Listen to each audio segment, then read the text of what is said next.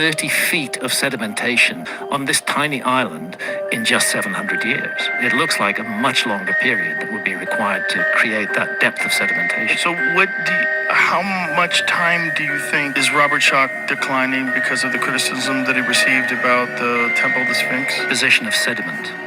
It's the deposition of sediment over time. Over time. And what we're looking at with these Easter Island heads, I was fortunate to know, there we are, and I was just going to say, I was fortunate to know that it goes down 30 feet underground, this enormous thing. Right. And the issue is, on this tiny island, how much, if this thing is only 700 years old, which is something that archaeologists often say, 700 or 1,000 years old. Hello guys, David Vose here. Well, it's a beautiful day. Snow is pretty much gone. There's no snow that you can see anywhere other than maybe under a bush or something where it's not getting any sunlight. Hope you have a wonderful day. It's a wonderful, beautiful day for a walk, and I'm probably going to go out to where I was the other day and go looking around for some ruins and stuff here in a little bit, but I wanted to do this video. Maybe I'll get this done before I leave. I don't want to wait too long because, you know, we don't have that much daylight.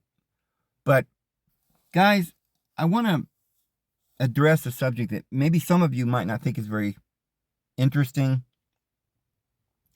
You're not too curious about it. Maybe not too many of you will even click on this, but I think it's very important because it's far more than just trying to come to a conclusion about something that we're coming to a conclusion about.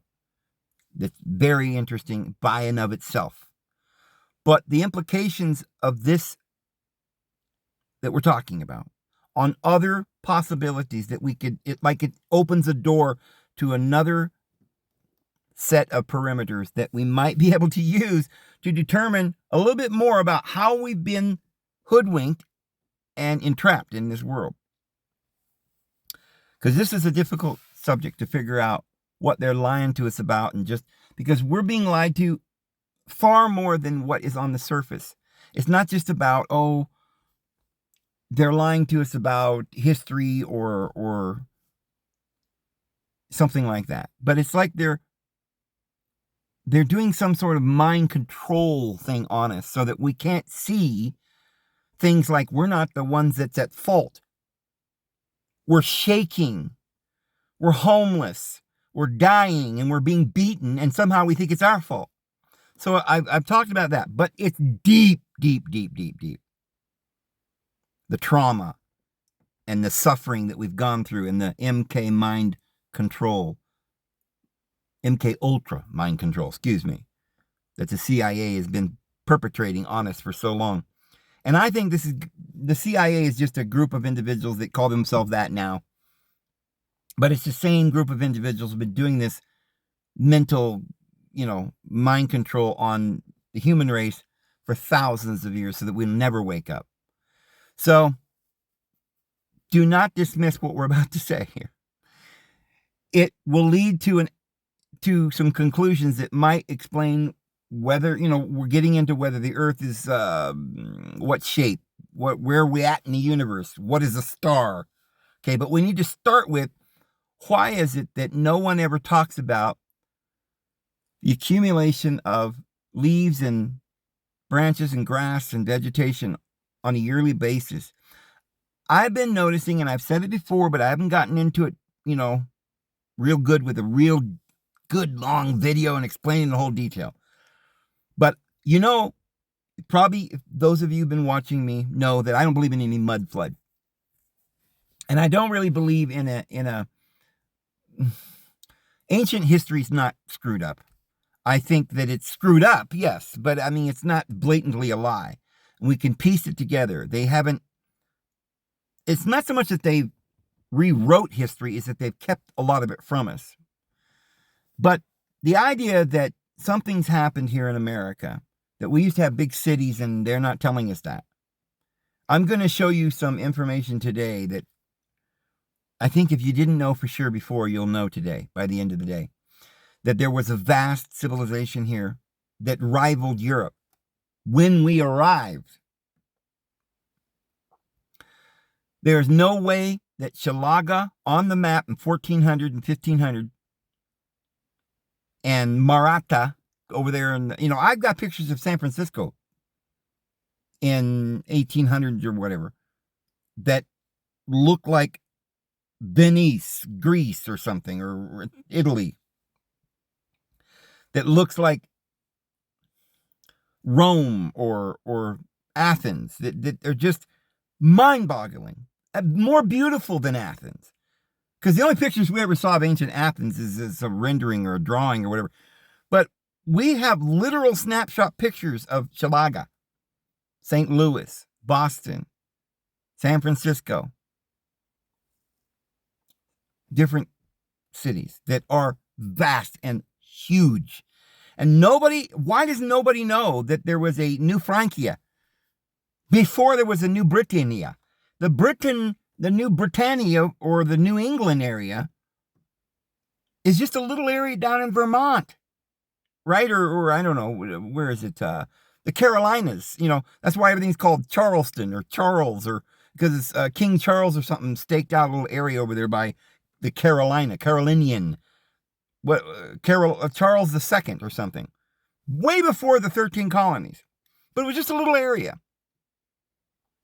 But above that river, I forget the name of that, above, right up into New York and up in the New England area that we call New England now, that was actually some Vikings or something that took that over. But the rest of it was New Francia.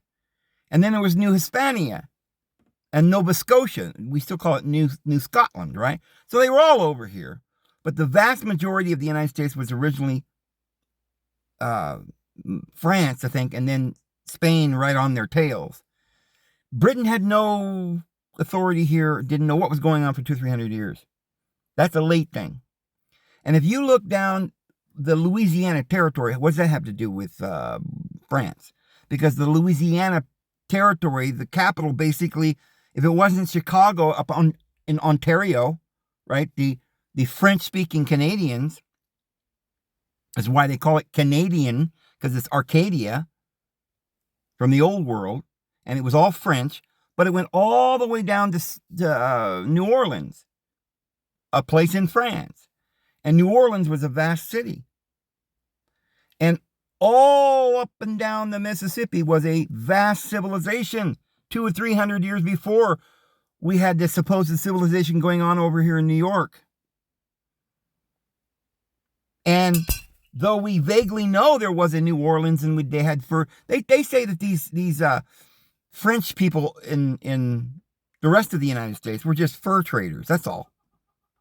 Maybe they were trading in minerals too, and mining, and they had boats going up the Mississippi, and they were doing all kinds of commerce. And we don't hear anything about Louisiana and the Cajuns, right? The Canadians, right?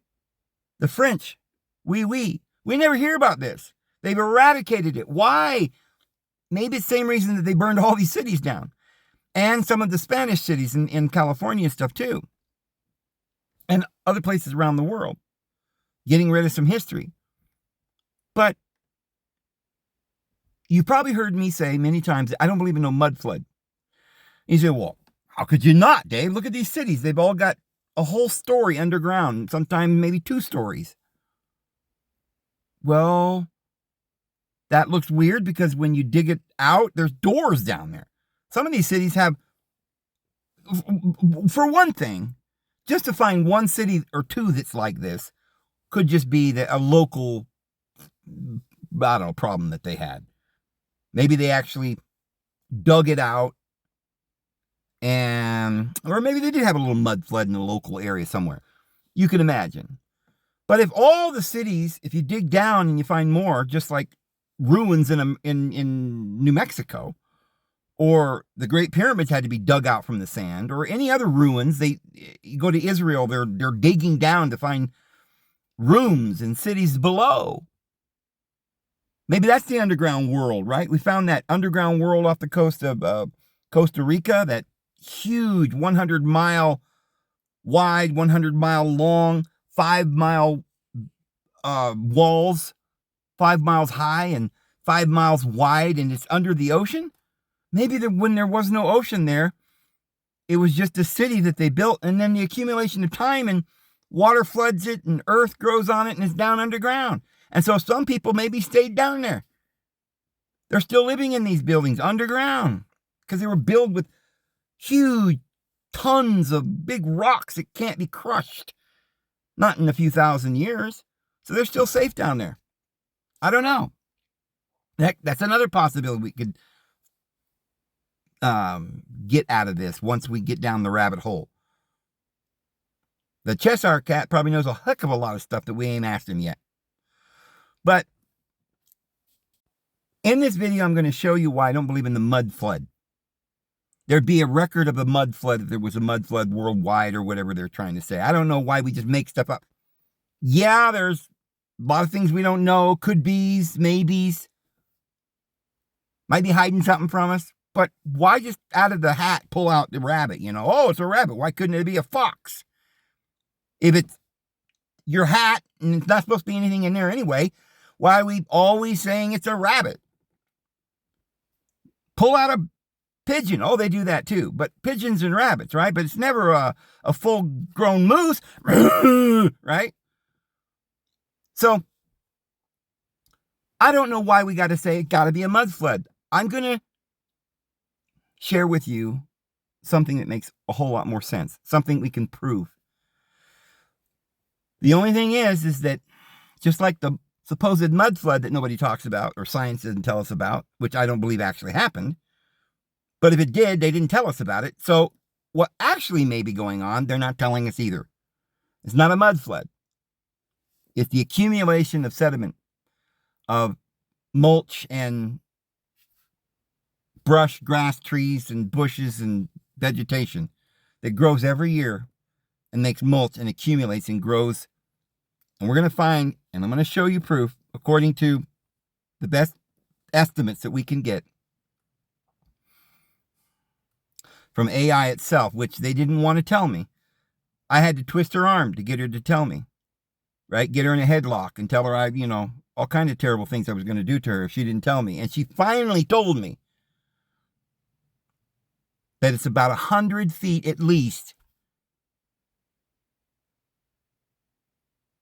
in 100 years.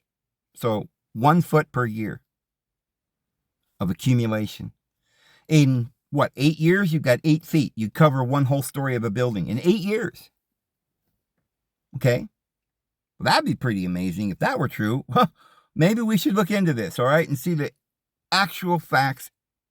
Because if it's something that could be determining the age of our cities, our civilization, our cultures, if it could have anything to do with that, we need to know. It's important. We need to, crunch the numbers. Because if we determine that there's 100 feet of soil in 100 years, then of course we're not going to be able to find any of these ancient ruins in Canada or Russia, where there's all these forests, and there's going to be tons and tons of mulch, and it's going to erase whatever civilization was there. And the only way to find it is to drill down, to go down. So let me show you what I found. I went on to AI. So I wrote, how many feet of dust does the Earth amass is what I meant to write, I guess, in a year. According to estimates, the Earth accumulates a layer of cosmic dust, roughly a few thousandths of a foot thick per year, meaning it would take millions of years to reach even a single foot of dust due to the small amount of space dust that settles on Earth annually. Most studies cite around 5,200 tons of micrometeorites falling to Earth each year. The amount of dust, the dust particles from space are microscopic, meaning the accumulation is very small. Scientists estimate around 5,200 tons of space. Negligible impact. Okay. So, millions of years, if that were the only accumulation. But, as we've seen, the pyramids were buried for a long time. They dug them out of the sand. When they find any artifact or, temple ruins, they're always buried. Most people don't even know it consciously. They see it and they don't even suspect that it goes down below. And yet we see this every time. We should get figuring this out. And this is we've seen all these cities that supposedly weren't that old, at least not more than 1,000 years, probably, right? They say here in America or in Europe. And they dig down and there's a whole nother layer. There's another story. So what about the fact that the earth grows grass and trees and shrubs and bushes every year? And I know personally that grass grows like a foot, some places 2-3 feet high. A lot of mulch. And trees grow up and drop acorns and pine cones and walnuts and all the leaves. A lot of the leaf trees, they have all these leaves and then they fall. And if you look under every tree, you see several feet of mulch, probably just from the last few years. So how much does that accumulate? Let's see if AI knows anything about this. So I asked how many feet of mulch from grass, trees, and leaves does the earth amass in a year? Notice there's no AI answer. Now, I guess that could be for two reasons, hypothetically. One, there's no information on the internet for the AI to pull from. But that leaves us with a bigger problem than if the AI is just lying because they don't want us to know, because it seems to be a subject that no one knows anything about. There's no scientific data. Nobody's determined how much the earth is growing beneath our feet because of the mulch. And because you don't know that, you probably think, well, of course, because you're stupid, Dave, because the earth isn't growing. Are you insane? If we're on a globe and the earth acquires a foot of soil, I don't care how long it takes for that to happen, but imagine how much that increases the circumference of the earth. So guys, I've wasted a lot of time on this because they keep lying to me. There's definitely something going on here. I asked them one time when I first started, before they were on to me, and they admitted that it would be about 1 foot of mulch from all the trees and grass and the clippings and the leaves and all that falls on the ground and that grows every year. About 1 foot per year, which is about 100 feet in 100 years. So I had that, but I didn't copy it or take a snapshot of it or whatever. So I've tried to go back and ask again. I've asked several times, and now they are trying to say it's only 1 to 3 inches per year. So they've changed, and I guarantee they originally said 100. And I will show you where someone else in Quora also says it's about 100 feet per year. I guarantee, guys, they had originally said that, but now they've changed their answer. Because I think they're trying not to let it get out that all this accumulation happens, because it would explain a lot of things. So I was going to find the calculations on what that would mean. 1 foot, how much bigger would the earth be? 25,000 miles around now. Go out 1 foot, now what do we got? But as I was going to the Goggle Brothers, this popped up. Polar vortex collapse. U.S., Canada, and UK brace for extreme freezing temperatures. Why are we getting extreme freezing temperatures in March? Well, we got no winter before December, January. At least not here. I mean, there's something crazy going on. They're talking about a polar vortex collapse is poised to unleash severe winter weather across the U.S., Canada, and potentially UK, causing freezing conditions and travel chaos. Experts warn significant disruptions as Arctic air spills southward, making the second such event of 2025. It says a polar vortex collapse is expected to strike in mid-March, bringing severe winter weather and major travel disruptions across the U.S. and Canada. When was this? Did we already get that last night? And this is March 5th. So today is March 5th. So I guess they're talking about in the future, we're going to have this crazy polar vortex collapse. See, this confuses you because, like, what is that? Sounds pretty serious. It's collapsing, whatever it is. Well, a polar vortex is to do with the North Pole and the magnetic pole and the strength of the North Pole and this cold winter Arctic cold overpowering the warmth of the equator, which could be so many different reasons. But I, in my lifetime, have never heard of this kind of crazy weather. We've had crazy weather. Oh, it snowed an extra 2-3 inches. Oh, it was a couple of degrees colder than last year. But this is completely different. Winter has happened after winter should happen. We're going to get winter in spring. You know, summer in fall or something. There's something going on here. But let's go back to see if we can find some way to see what 1 foot of soil around the perimeter of the earth would do to the number of miles that would be around the perimeter.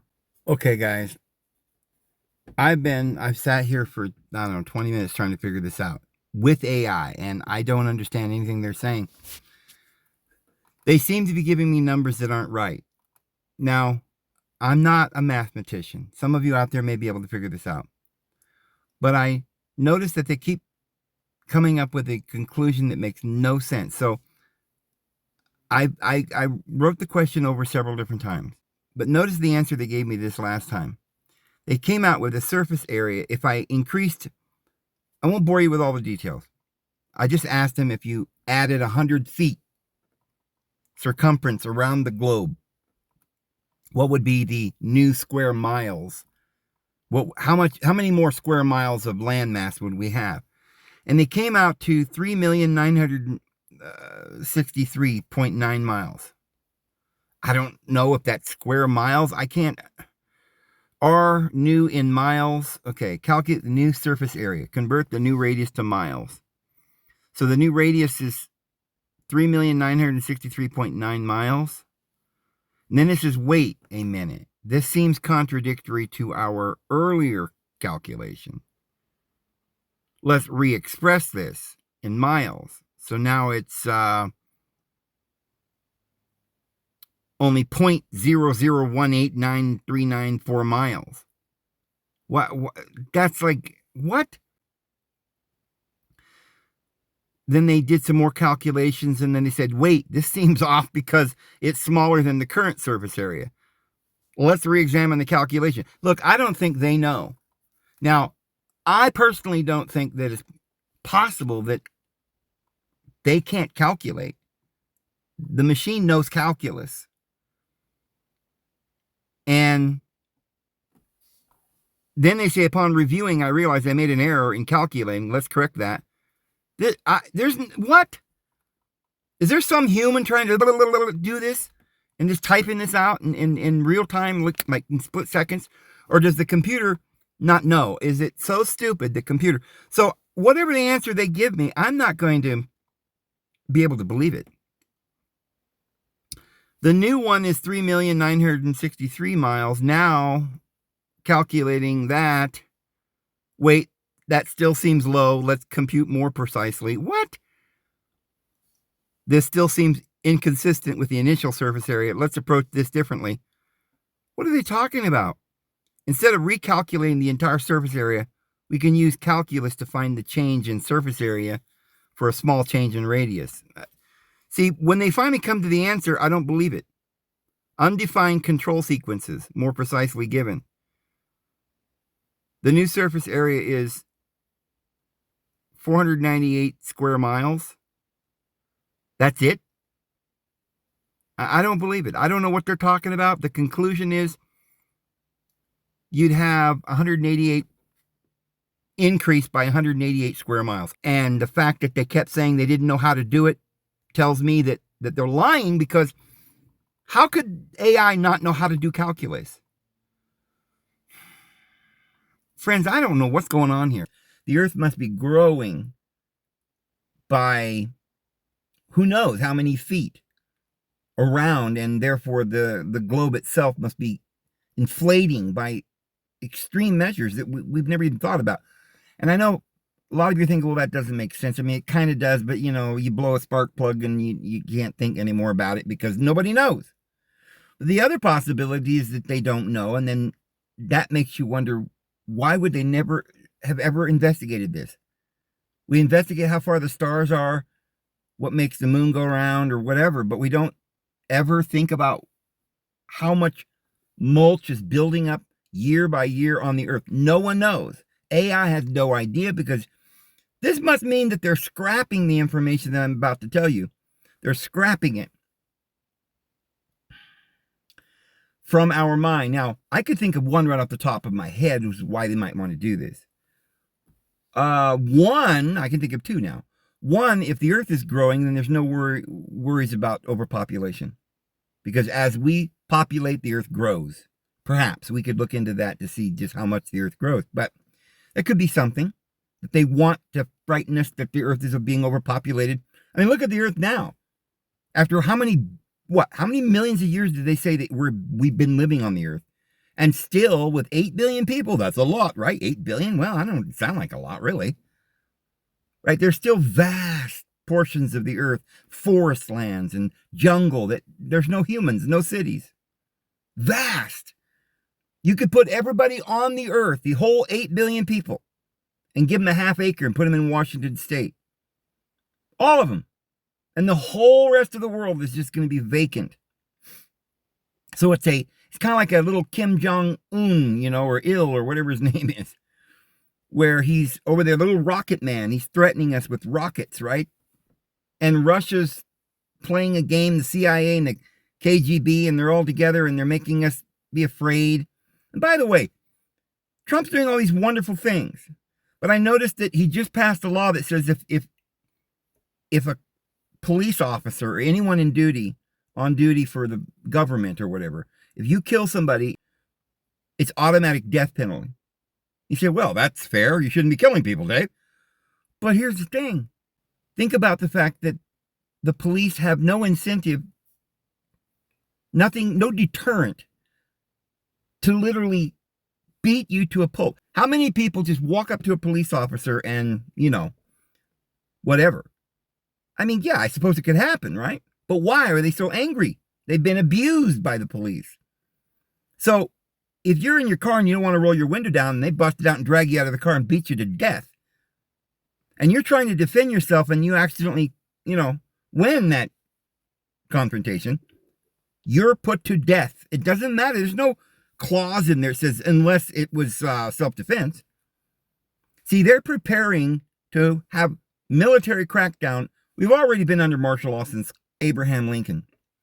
We're going into another stage. Trump is preparing the world for the one world government and law, the police, their battalions, their stun guns, their weapons will be on their side, their shields, their face guards. It will be riots all over and you will have no recourse. Why don't they just make rules that say the police can't harass you? Why are we afraid to go driving or go somewhere? Maybe we'll have to get a permit, or we don't have the license to do that, or I'm out in the middle of nowhere and here comes a ranger and he wants to know what I'm doing, why my dog's off the leash, or why am I standing in a parking lot walking over to a tree? What are you doing? What's your name? And what if I say none of your bidwax? Then they grab you, tell me your name, give me your license. And what if I say no? Just because I have the right to do that. But no, you don't have any rights anymore, because you get into a confrontation and something happens to that police officer because he's trying to beat you to a pulp, and you will be murdered. Oh, anyway, let's get back to what I was saying. So why would all of the information in the world, now I can look up a lot of things on AI or whatever, and I suspect that if we were really, really, really, really, really, really, really good and crossed all of our T's and dotted our I's, we could figure out other information that they've scrapped from the internet. We haven't even thought about. Other possibilities and scientific things and realities that we're not even aware of because it's never been talked about. We're not even allowed to talk about it. Evidently, we're not allowed to talk about why all the mulch that grows on the ground every year, inches every year. Over a period of 100 years, there's got to be feet, many feet. Perhaps that's the reason why all the buildings, maybe there was no mud flood. Maybe the ground just over 100 years just goes 8 feet in the air, just rises because of all the force and the vegetation, the flowers and the grass. But not a soul knows anything about that. So I'm going to try and see if I can find any information on this on the internet. If not, we're going to have to deduce the answers. But the fact of the matter is there are a lot of beautiful buildings. And these are pictures of California, ancient California. And by the way, don't they look very mosque-y, Islamic? Because this is the new Hispania over there. And they were building big buildings. But then on the Mississippi, you see French, Italian kind of work. You know, the French Arcadia or Canada is from the ancient Greek Arcadia. But these appear to be, in the pictures, something out of the old ancient world. And we're told those cities in the ancient days there was just a big temple in the middle and maybe a few 100,000 people. But here we're looking at cities that would completely leave Athens, Greece, and Rome in its shadow. And this is pictures that were in the early 1900s and late 1800s. These buildings, most of them are gone. They were all burned down. And that's not the crazy part. The crazy part is they say that they made these out of paper mache for a world fair and then burned them all down. In just about every city all across America. There's something wrong, friends. They're lying because that's not made. You can just look at it and see that it's not made out of paper mache. And it'd be too vast a project for anyone to try and go out there and make this paper mache city. You got people running around looking at it and taking pictures, And at the same time, there are all these orphans that are being sent down the orphan train and insane asylums where they're taking people away. They're taking me away. Hey, hey, hey, hey. But something happened. This is not paper mache. That statue right there, the ornamentation, the pillars. I mean, if that was paper mache pillars, how are they holding up this whole big thing? Now, I talked in another video about that particular building. That one's still standing, and it's definitely made out of solid rock, quarried stone. If that was paper mache, it would just fall in on itself. But, look at these buildings. This is not what they're telling us. And yet they're going and running around in buggies, like little horse and buggy. And they don't have the technology to make cars, but yet they had electricity. Way back then, they had little train cars, electricity, electric lights. And all the buildings, all of them, every one, they don't have to be churches. I know that churches have steeples, but all these buildings have these long metal rods that definitely look like antennas. And they all got gargoyles or something around them. If you're building an insane asylum or an orphanage or a bank, you don't have a steeple. That excuse doesn't work. Steeples are on churches, but they got gargoyles and baptismal fonts, and they're all temples from some age that we've forgotten. Now here is a picture of what some say looks like a mud flood. You see in the middle there might be something, but you can't tell from that. But it does look like something's happened there. But that's one, I only see that one picture.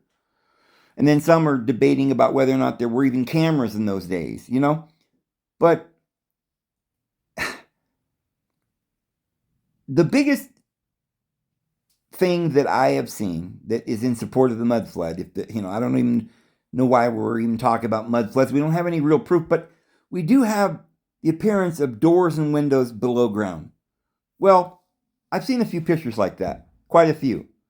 It could be that, like people are saying, there was a mud flood, but I think that it's more logical that they built them on ground level, and then over time the ground rose above the doors and above the windows because of the accumulation of soil over long periods of time. I've seen it, Egypt covering the pyramids. They had to undig them out of the sand. Everything, everywhere you go, any of the ruins around here, the Native Americans, you dig down, there's just the top of it sticking out. So these cities in Europe have been there for a long, long time. And maybe in 1,000 years, that's how much soil builds up. And maybe people don't even know why, because it happens so gradually. Like a turtle in the warm water, they don't know it's happening. And there may be some people that, like the elite, that had access to all the records and what was going on, and they were aware that this was happening, and they just didn't tell the public, and they moved down into the bottom floor underground, in their secret hideaways, Certainly under the capital of the United States, there's underground. When they were doing remodeling, I don't know, recently, we saw the underground compartments under the Capitol building here in America. But these buildings all over the world are churches, they're temples. Why would they have made temples for a world fair? Oh, and there's the picture of the underground level beneath the Capitol. You can't see it very well there. They were doing remodeling and they dug that up. And it's like, oh, what's this? Did Congress know about this? But why would they build these, even if they were paper mache? Why would it take them 2 years to build a paper mache, But anyway, and then turn around and burn it all down. I mean, it's strong enough for people to walk on, drive their horse and buggy across and all this, but they have to use dynamite to get rid of a lot of it. Now, why would they do this in less than 2 years and then burn them down? They let them stand for a few months and then burn them down. These are the buildings we make today, made out of iron and things like that. We couldn't look at that whole building's lit up. Somehow they got electricity to light that whole building up. I think it was Tesla that did that. Somehow another Tesla made all the electricity he invented alternating current, but he somehow transferred that electrical power 100 miles across part of the United States, and they didn't have electric lines. There's just too many things that don't make any sense. Read about what Tesla was doing there and the experimentations that they were doing. You'll find all these discrepancies. They're covering over what they knew. Somehow they got this knowledge and told us that they just invented it. And then you go and you start looking at these newspaper articles and see all the missing children, or they're not missing, but they were poor little orphans that just start popping up, like they were taking their parents and murdering them, and now they have all these little children have nowhere to go. And that would just be right up their alley, kind of like the crisis they're making on the border down here, so they can take children, right? The pedophilia rings and slave rings and stuff like this. I believe that something like this was going on in the 19th century. Evil has been going on this earth that they've been covering over. Pedophilia rings and slave trades and all of these things. So I'm curious about this, the orphan trains you hear about. And, I've heard about all this, but it's crazy. I don't know that I understood what was going on. I knew something dark. Even when I was a kid, we'd still see remnants of this behavior, this illusion of orphans and little Orphan Annie on TV. And my mother used to talk about some things that I now remember. And it was like, because she's so much older than me, and, she was like 30 some years older than me, my mother. And she remembered she talked about things that it just kind of went in one ear and out the other. I mean, my mother knew about the Great Depression, and there were definitely things going on in those days that, the March of Dimes that came later and all the polio and things. It didn't seem right and normal. I think if we had the internet back in those days, people would have questioned all of it and they would have said, man, this is a conspiracy, right? But I don't know if anybody even talked about it. They just lived they just died. They had no recourse. They had no way to get information. They didn't know what was going on in another city or anything. It wasn't really, they didn't read the newspaper much. I mean, they didn't watch television, get the news. So there may have been children that were homeless and just thought, well, this just happened to them. It didn't happen to everybody else. But so I thought, well, let me look at this. The heartbreaking tale of orphan trains. Look at these pictures. These little children. What awful, awful tales our history weaves. There are few tragedies more heartbreaking than being an orphan, but in the 1800s, in the United States, that tragedy brought with it unimaginable dimensions of loss, abuse, and violence. If they're claiming it's unimaginable, then it must really be. Orphanages were established to save children from streets, but they often became places of horror. And homelessness on the streets offered no less risk of misery. Immediately, I think of the insane asylums as well. We haven't even talked about that. Grown-ups. They didn't just take children. They took grown-ups and claimed they were insane and hauled them off somewhere in these huge megalithic Athenian-style temples. Like, you wouldn't build an insane asylum, people for, like a prison for the insane, and make it some castle out of solid stones. It looks like somebody was building the Great Pyramid with these huge quarried stones, like some architecture from the deities, right? From the giant Nephilim or something. And I remember that we've talked about it here, there in California, in Napa County, where they grow all the grapes, and that's where you get all the wine. In that little area of Napa, there was this huge, I think there was 3 of them, but I'm not sure. But there was, I showed pictures of it. Some kind of an asylum for the insane, but it was like some kind of mega metropolis city. And the experimentation that was done on these people, if you see the pictures, the evil that was done to these people, oh my Lord, we think back at the Inquisitions and the thumbscrews and the rack and stuff, and we cringe. This is where we got this today, modern prisons and torture. It's all still going on, but it's just, we're all oblivious. Nobody cares because there's a group of individuals that didn't fall through the cracks, and we're running around pretending to be happy, but we're so sad. We'd almost rather be in a home somewhere where they just killed us already. I mean, I don't think most people understand the details of all the evil and the suffering that's been going on and still is. But let's continue on with this. Places of horror. The first orphanages in the U.S. was established in 1729 at Natchez, Mississippi. Why Mississippi? I have a theory. Remember, we keep talking about, why don't we know that the United States used to be French? From Canada to Louisiana and the whole thing, we purchased it with a Louisiana Purchase. Up and down the Mississippi. Sometimes we think, oh, well, that's no big deal. It's out there in the middle of nowhere. It's not on the coast. It wasn't an important area. It was just out there in the Wild West. But the Mississippi was a integral part of commerce. It would have been the best spot, maybe better than the East Coast, because you go into the Gulf and you got all of Mexico, and you go down South America, and you go from there to Europe. The trading that could be done. Today, I don't even know if we do trade that much, like St. Louis,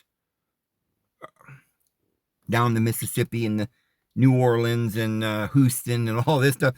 I think they're trading with these weird, like overseas with China and stuff, but I don't know that they even trade that much and build up Mexico and the Yucatan, and all of this could be a metropolis so huge that it would dwarf the other countries in economy, in the economic area. But it says the first orphanages were in Mississippi. I wonder if when they tried to erase all of the early French cities like Chalaga and some of the Spanish ones, like where's Marata over on the East Coast? It was some big, huge metropolis that we listed on those maps. It's not there anymore. We don't talk about it. No big major city. And Chicago, it's still like, it's one of the largest cities, third largest city in the United States, Chicago. But it was burned down. But Chicago is up by the Great Lakes, and you go right into Ontario. So this is all the French area. And you could see the Liberty Cap on the statue that was there in Chilaga. So that was all French. Now, maybe when they burned all their cities down, they were trying to get rid of that old culture, the Tartarian culture, because it was along the Mississippi, and there's where all the children ended up homeless. And they drove off with these kids in trains. Where'd they take them? White children orphaned as a result of the conflict between Indians and settlers. Orphanages grew at spectacular rates in the eastern United States between 1830 and 1850 in response to health epidemics, mostly of cholera, tuberculosis, and influenza. Wars. Remember, all of this, tuberculosis, influenza, and these kinds of things. Influenza is a disease.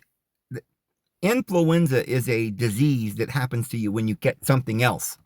When you got tuberculosis or some other disease, and you end up deteriorating, and it goes into the flu because your body can't fight off normal bacteria. So I really think that most of these diseases were caused from cigarette smoking. Back in those days, they had, when they first made the cigarette filter, it was made out of asbestos, which would definitely give you lung cancer. And stuff like that. They were giving them poisons. And we're still getting poisons, and I think they do it on purpose. But there are the pictures of these poor children. Can you imagine? Can you imagine? Booming industrialization and mechanization also played a significant role in the growth of the orphanages, although child labor had always been common and remained so all during the 1800s. Not anti-child labor, but it was common to have children working. And it had been common, and it remained so during the 1800s and the early 1900s. There was such an influx of immigrant children in the 1800s that it created an oversupply of child labor. Many children were unable to find work. What? 5-6-year-old kids trying to find work? Were left destitute and homeless or in orphanages. Many children were placed in orphanages because their parents could not afford to feed them and care for them. In fact, from 1847 to 1869, a review of the Protestant Orphan Asylum in St. Louis, Missouri, again along the Mississippi, revealed that only 27% of the children were full orphans. 69% of the children had one parent. See, I really don't believe that parents, people, humans, would ever give up their children. Not in those numbers. You might find some family somewhere that's on drugs or they give up their kids, but I have never known parents that would give up their children when they were born. I've never known that. I mean, like I said, it could be 1 or 2%, but not in these numbers. So I think this is a lie. I think they stole their children or took the parents to jail or did something with the parents, and then they confiscated the children. I really do believe that there is a lot more that we will never know. But again, St. Louis, 27%. Okay. 69% of the children had one parent, the other parent being deceased or absent. The single parents were equally divided amongst fathers and mothers. 4% of the children had both parents. This is so sad. It literally makes me, if I think about this, I get teary-eyed. This is just ridiculous. During the last, thinking about my life and just kind of being on my own since I was 15, and this is something real to my heart, when I see children that just literally I mean, how could they handle it emotionally, let alone physically? Also, during the last half of the 1800s, American Indians were facing extermination of their families through war, disease, epidemics. No, it's not war. We were just massacring and murdering them all. How many must have there been when we arrived that we went on this 100-year-long genocide? I mean, killing everyone we could find. And if we couldn't do it, openly, they just gave them blankets that were infected with some disease. The government oversaw institutional removal of Native American children from their parents. Institutional removal.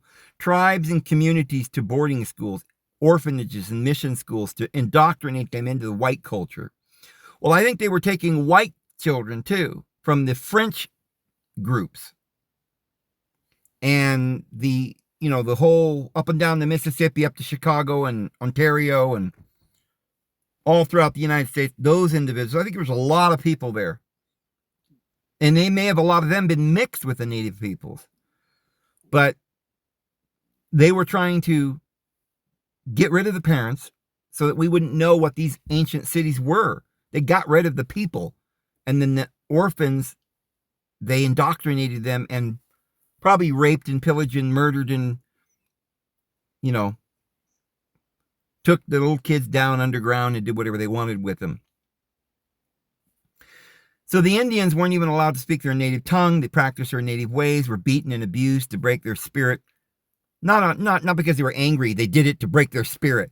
The adoption of native children by white families was promoted, and native children were adopted by whites at a much higher rate than any other children in the nation. Around 1850, the population of the orphans of the East Coast rose to such an extent that 5% of New York City's population was estimated to be abandoned children. Can you imagine this? I don't even know if there could be that many children. But that many children were all abandoned. Not just there was that many children in New York, but that many children in New York were all abandoned. A public crisis ensued that resulted in the creation of 3 large charitable social institutions. The Children's Village, founded in 1850. Whatever. And notice this. It says, coincidentally, the nation's first animal shelters were also established at the same time. They probably treated the animals better than they did the children, friends. They put them on trains. Doesn't it look a little bit like, dare I say it, the Holocaust? Why are we so worried about political reasons? Well, we completely ignore. No one ever talks about the Holocaust of our baby children. And my point is that all these children had to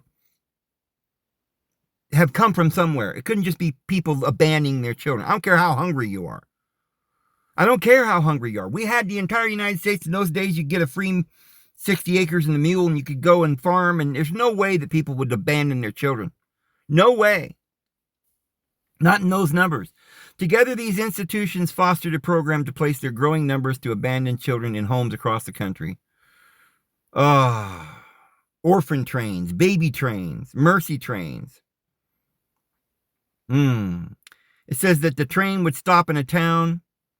The children were essentially paraded into the hall or place designed or designated as a place of distribution. And the children took turns walking across a stage, giving their names, singing a song, reciting a poem, or addressing the crowd to make an appeal for their own adoption. Why do we not have a lot of movies or, people being made aware that this happened? Are we just trying to forget this and shove it under the rug? People even prodded them, felt their muscles, looked at their teeth. I mean, they did these with black slaves coming over, too. The whole history of the United States is the most awful, horrendous evil that I've ever seen or ever heard of in the human history. Babies were most desirable. The older child was, the harder he or she was to place. Children older than 14 were always challenging. The first orphan train was believed to have arrived in Dowagak, Michigan, with 45 children. Again, up by Michigan, this is probably French-owned. October 1st, 1854, the children were accompanied by E.P. Smith and the Children's Aid Society. Okay, it just keeps going on and on and on, and I don't know if we need to read all of this, but there is one thing I wanted to read down here. 250,000 orphan children. It says, near the end of the 1900s, adult children of the orphan trains began to have reunions and recount their trials and tribulations. One such man, 82-year-old Arthur, told his story. In January of 1918, a month-old boy was found in a basket in the Gimbel's department store in Manhattan. 5 years later, after bouncing from orphanage to another, he boarded a train for Iowa. The train arrived in a small... 5 years later, he was born in January of 1918, 1-month-old boy, found in a basket. 5 years later, so he's 5 years old. He arrives in a small town in Iowa, in a community called Clarinda. A large group of curious farmer families were waiting at the train station to see the children.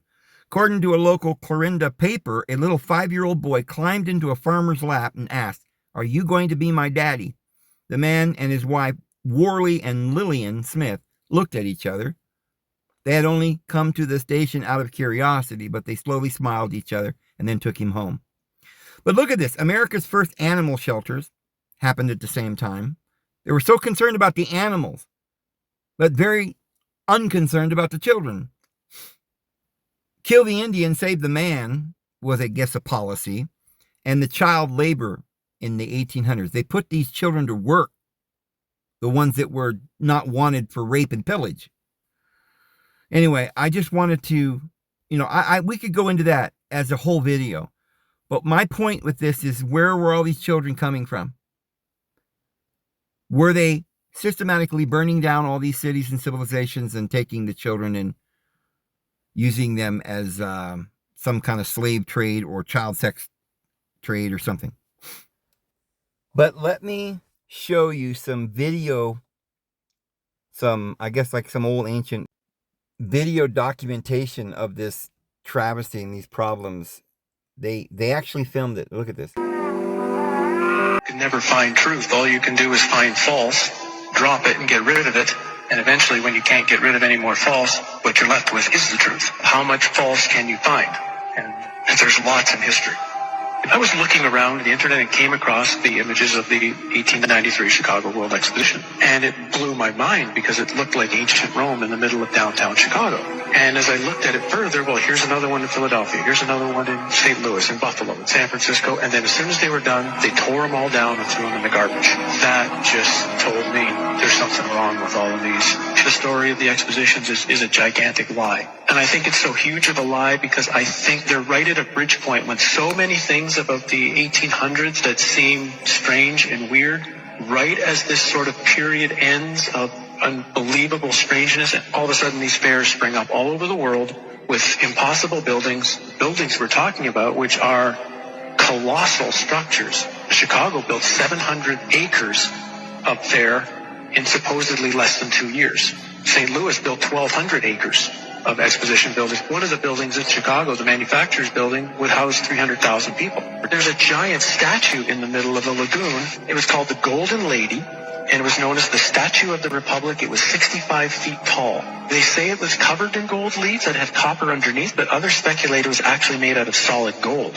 So you're talking 65-foot high, potentially solid gold statue. We're talking giant structures and looking like ancient Rome with towers and domes and columns and the most fine, ornate pieces to them in these record, unbelievable times. Then as soon as they're done, chuck them in the garbage. Like Jackson Park is a swamp.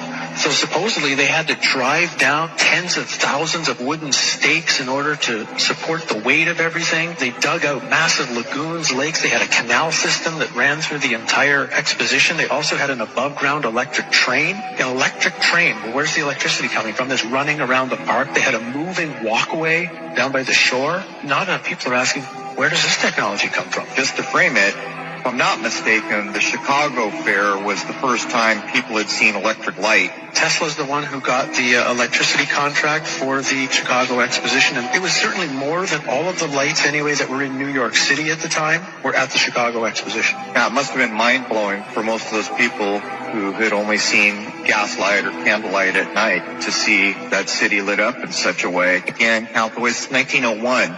We are told, whether it's true or not, the idea of being able to electrically do anything hasn't been around that long. And this fair is bizarre. This is supposed to be Tesla's fair, where he managed to somehow move electricity from Niagara Falls to Buffalo for the fair. No one's really explained how he actually did that. And at the middle of the fair is a 395-foot-high electrical tower, on top of which, of course, is a female golden statue called the Goddess of Light. And this thing was lit up by some suggest 500,000 electric light bulbs. Again, when you look at the photos of this thing, it's just, where do they really get the power from? I mean, think of what it would take today if you had a place with no electricity and no way to pipe it in, the generators that would have to be built. For example, there's a building that went up for the Barcelona Exposition in 1888. It was claimed to be the fastest built building in the world, 5,000 square meters, capacity for 2,000 guests, 600 rooms, 30 apartments, and it was supposed to be built in 53 days. This is supposed to be a time of horse and buggy.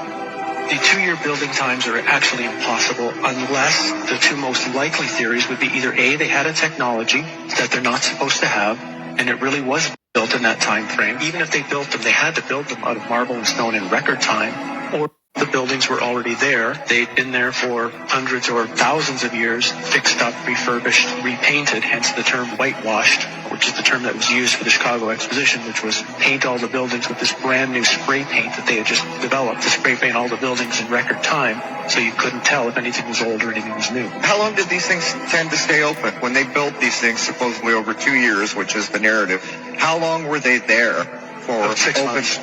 6 months for the public to come. And then what was amazing, for example, in St. Louis, 2 days after the fair ended, they brought in a demolition team from Chicago with explosives and blew the thing up. They actually used dynamite to blow it up, and they say threw it in landfills. Things like the World Fairs shows there was a time in our past, and even not that far in our past, where humans seemed to be at a completely higher level. Human living and human knowledge were constructed into the buildings using cymatics, using sacred geometry. These fairs, they're so important to study because the history that we know right now as history was invented at the time these fairs were going on. One of their underlying nefarious purposes was to teach a historical narrative to the population that they were supposed to believe and agree with. And scarily, the world we're walking into today is in some way has its origins during the time of these fairs. If you're ever going to give me a minute of your time, give me 1 minute. I blew the roof off this motherfucker, okay? Copyright, 1898, okay? These are the new ones, not the ones I shared yesterday. History of the United States by Gillian Hawthorne. This is volume 1, okay? Listen up, folks, and listen closely. At first, it was taken for granted that the Indians, as the red men were ignorantly called, were the aboriginal denizens of the country. But the mounds, ruined cities, pottery, and other native remains since found in all parts of the land, concerning which the Indians could furnish no information and which showed a state of civilization far in advance of theirs, were proof that a great people had existed here in the remote past, who had flourished, disappeared without leaving any trace whereby they could be accounted for or identified. They're an enigma, compared with which the archaeological problems of the old world are an open book. We can form no conception of the conditions under which they lived, of their personal characteristics, of their language, habits, or religion. We cannot determine whether these forerunners of the Indians were one people in several stages of development or several peoples in simultaneous occupations of the land. We can establish no trustworthy connection between them and any Asiatic races, and yet we are reluctant to believe them isolated from the rest of mankind. So this is the eclectic history of the United States, and I just read through stuff. But this is really, really interesting. This is the Chicago Fire, 1871 and 1872. For 2 days, Chicago was burning. Solid masses of stone, iron, and brick making scarcely more resistance to the fierce heat than the lightest wood buildings. Iron, stone, and brick were just burning like wood. And then again in Boston,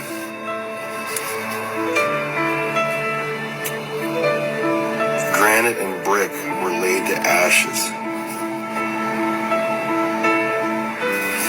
So any fires that are happening now that are just destroying everything, it's been happening for years.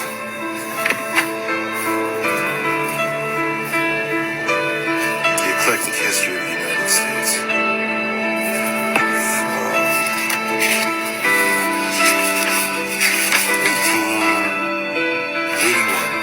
Talks about the Vikings being here first. Talks about a civilization that lived in Chicago, the mound builders that were of a different race than the Indians. They had like 5-6-story houses and gardens. In the days of Tartaria, there was technology which were able to make these buildings without hammer or saw. As it says in the Bible, the Temple of Solomon was built without hammer and saw. This is insinuating that the world of Tartaria, which the Freemasons appropriated for themselves after their mud floods and dust storms, they were built with different technology. Now, with stones and hammers and saws and chisels, we still can't replicate. Not with the technology we have, we can't replicate those buildings. So I believe they had something like 3D printer technology, which was way more advanced, and they could just make these amazing edifices wherever they wanted to, all over the earth. You could still find remnants of these ancient Tartarian structures. Anyway, guys, over an hour. Gonna leave it there. Get this uploaded to you. I hope you guys have a wonderful evening. Lord will bless you. His grace be with you guys. See you tomorrow. Have a good one.